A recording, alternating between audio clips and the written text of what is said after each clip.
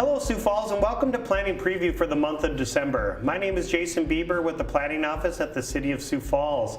And joining me as always is Kurt Johnson, our Planning Commission Chair. Thanks for joining us today, Kurt, on maybe a little bit of a colder day.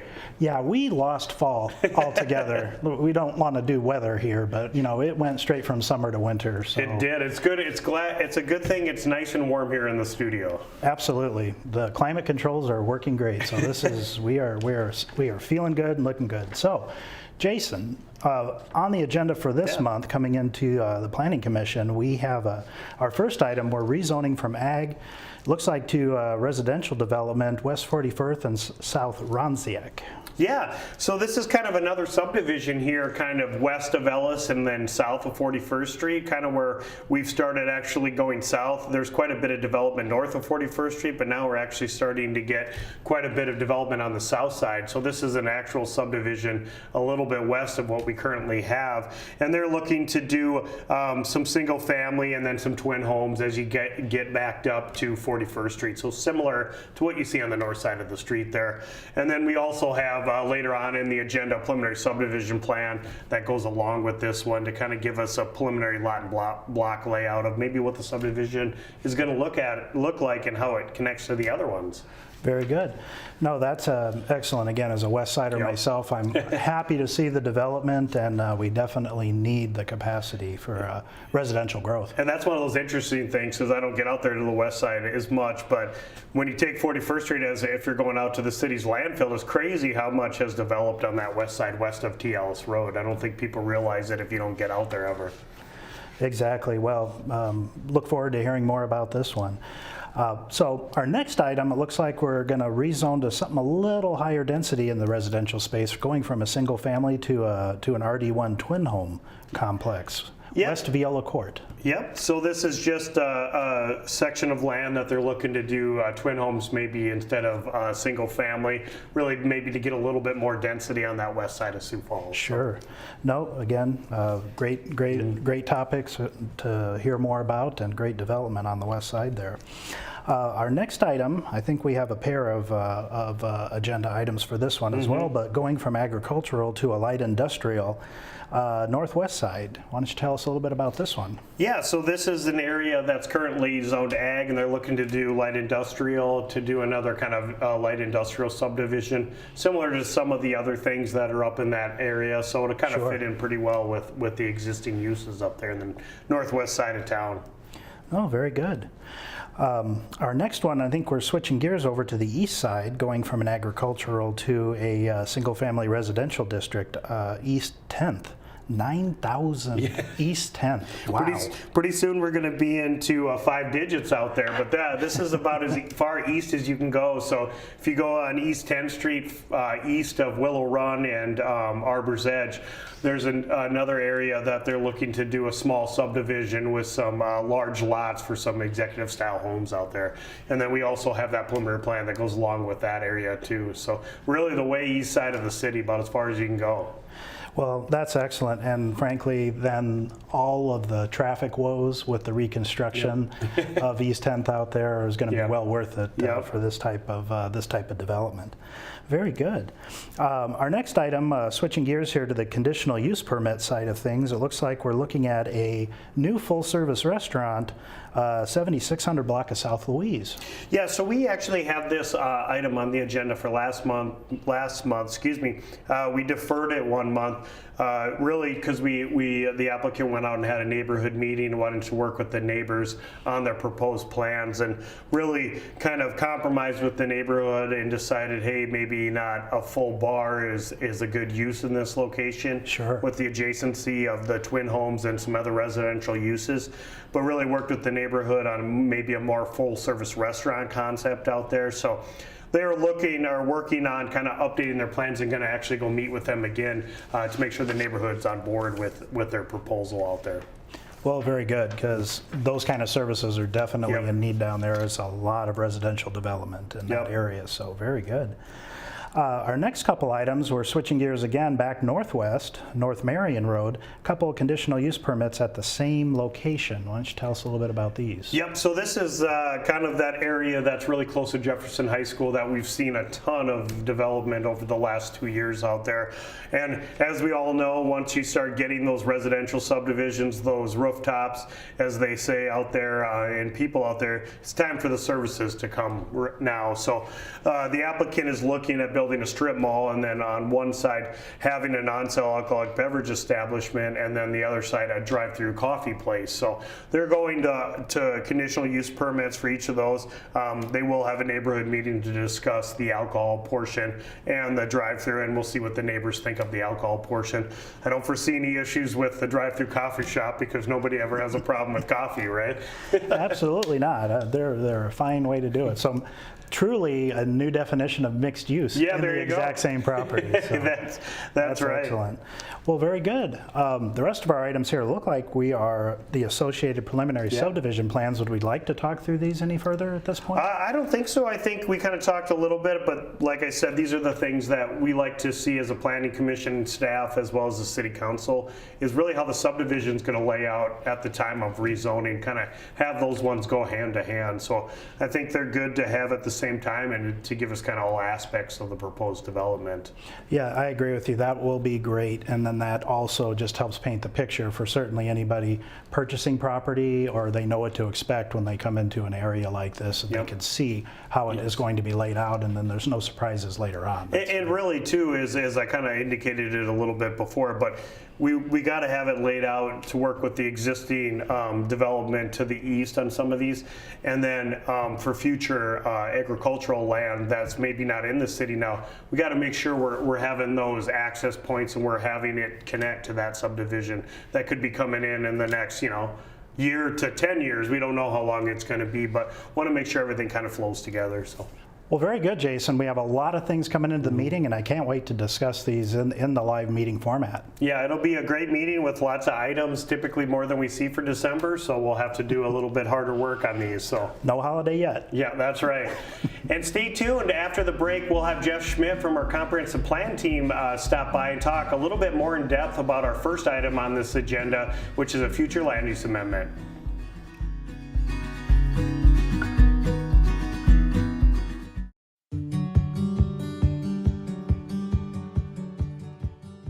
Hi, my name is Brent, and I'm a housing specialist for the city of Sioux Falls, and I'm out here with Kelly, property maintenance manager for the city. We're out here on this snowy day, and we're here to talk about sidewalks. So Kelly, why do we need to clean the sidewalks? Well, many people use the sidewalks for transportation, kids getting to school, some people, elderly, disabled, or for whatever reason, they go to grocery stores or to work, they need a safe place to travel as well. So we use about 2 feet of space. Do we only need to do the scoop it path, or do we have to go side to side? Go the entire width of the sidewalk, edge to edge, and that way it's ADA accessible for those in wheelchairs. Okay. Today I don't know if we're going to get 2 inches of snow, but do we have to wait till 2 inches, or do you have to start scooping right away? No, you have to clear your sidewalk after any snow or ice event, and that's within 48 hours after that event. We need that cleared off. Well, thanks, Kelly. Well, if you're out scooping your snow and you see that your neighbor's house needs sidewalk scooped as well, do the neighborly thing and help your neighbor out. If you'd like to see if one of our city programs can help you out, call 367-8180 or check us out online at siouxfalls.org.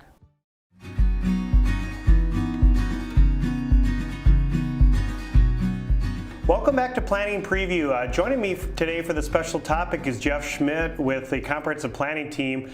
He's going to talk a little bit about not only one of our items on our agenda for December, but also kind of our future growth areas and some of our tier map updates. So thanks a lot for joining us today, Jeff. Yeah, thank you, Jason. Yeah, it's I kind of wanted to bring you on because one of the things that we're going to have on this agenda, and maybe starting to come a little bit more frequently in the next couple of months with some of our our annexations and some of our applications is a future land use amendment application. And we have one of those today, or for this month in December, and I just want to talk a little bit maybe more in depth with that. So this one is specifically taking a tier 3 in our growth area to a tier 1. So maybe for our viewers who don't really know a lot about that, what's the difference between tier 3 and tier 1, and what are our growth areas? Sure. So a tier 3 is an area that we say will be able to be developed in probably 20 to 30 years. Tier 1 says it's available in the next 5 years. So we lay it out by when it's going to be available. And we look at where utilities are going to be available, water, sewer, roads, and then we look at our budgets for the city of Sioux Falls, our capital money, and then we say, based on the funding that we have, in the next 5 years, is it going to be available, or are we going to have to wait longer to serve this area? Yeah, and I think that's a great point. It's, you know, we don't have an unlimited amount of money, right? And Nobody does, right? That's right.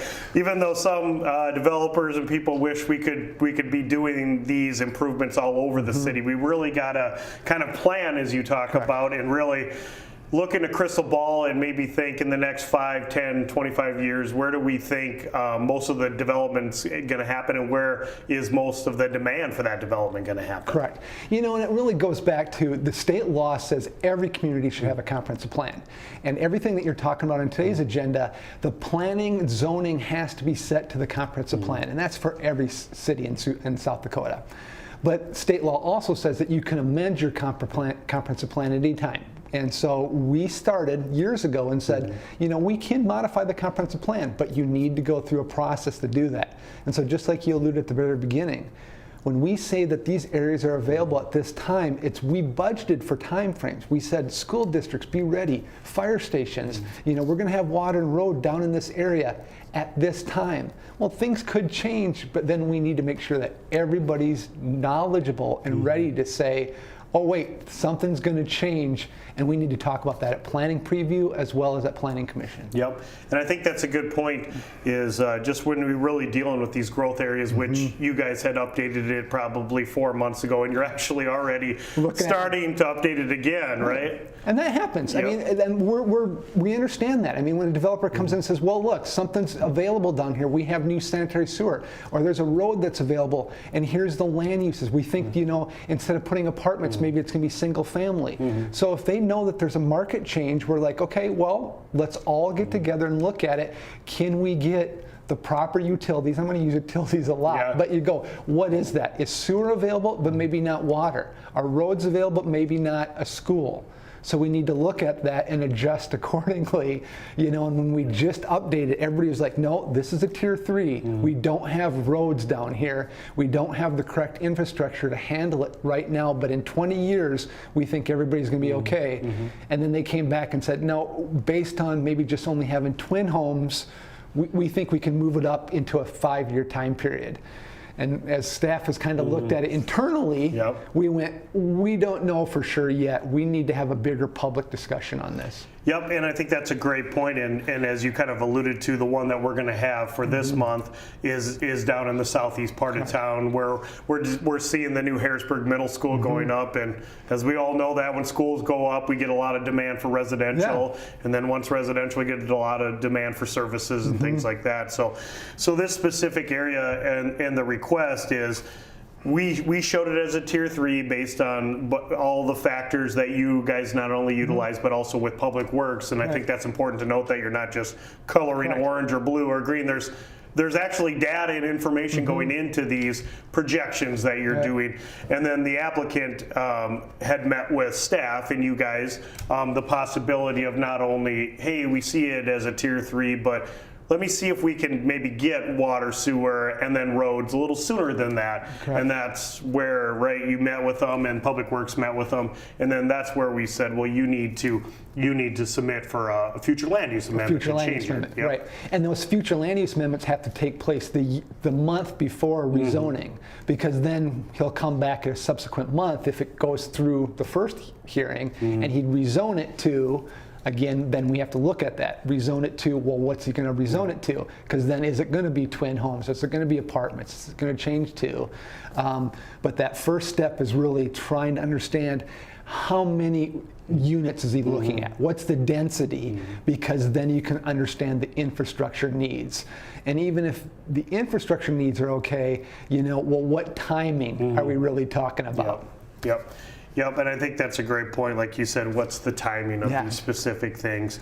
And it's really just looking down at those and seeing, like you said, if it's an apartment, it's going to be more, it's going to require more sewer. Or maybe if it's twin homes like the applicants may be proposing in the future, those could be slab on grades, or we could actually drainage sewer issues. Them. Yeah, maybe we haven't looked at drainage down there. Or the fire stations, like, well, we haven't planned a fire station, but based upon apartments, we might need another a team down in that area. And I think that's one of the great points that I've actually learned over the years is you typically, and a lot of people think, well, if I can flush my toilet, we should be able to be ready to go, right? And it's really, the most daunting thing is not only sewer, but water. And then, you got to have a hard surface road to get there, right? We can't have you driving on gravel to come into the city. So it's just all those different factors. And we want everybody, and that's why it's always a comprehensive plan look at it.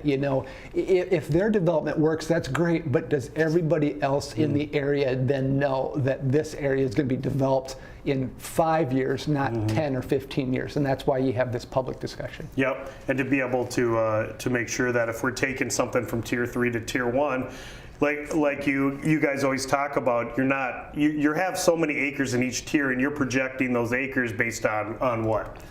Having the correct utilities at the right time. And what we want to have is basically 1,000 acres developable each year. So in 5 years, 5,000 acres, and so we're like, that's what we have. And then all of a sudden something comes up from tier 3 and moves up, and we're like, okay, do we have enough resources to fund that? Yep, to be able to move that up and to do that. So, a couple other quick questions, maybe not so much based on this application, but maybe future. Where do you see kind of our future growth in the next 5 or 10 years, maybe? Sure. The amazing thing about Sioux Falls, and everybody I think understands this, is it happens everywhere. It's on the east side, it's on the west side, it's on the south side of town. But over the next 5 to 10 years, we have a lot of growth on the east side of town because we opened that area up in like 2008. But then it's really going to go back to the west side of town, northwest. And then after that, we'll be back down to the southeast part of town. And that's where we're talking about right now because we showed it in tier 3. Southeast of really where we're at today, we don't have a lot of sewer capacity or infrastructure. So we're going to be east, northwest, and then maybe in the long term we'll be back down to the southeast. And that's where we also talk about, as we start going south to 106, those are the coordination with some of our other neighboring cities to really plan that corridor and that street. Absolutely. Yeah, especially with Veterans Parkway coming through, that's really going to make a lot of pressure for those acres that are really south of where we're at now and then north of 106. You open up a road and so they're like, well, the road's here, so shouldn't everything else be? We're like, well, we don't have this infrastructure. So they're like, well, if that infrastructure, why can't we have? We're like, well, we don't have a fire station. Well, what about a library? And I think those are the bigger subjects that you guys deal with too. You're not just dealing with water, sewer, roads, but you also meet fire department, libraries, police station, parks. You got to coordinate those because we got to have those kind of facilities as part of this overall. Soon as one of them goes in, they're like, we built all these twin homes, all these apartments, and the people go, well, yeah, but you built it. Where's our swimming pool?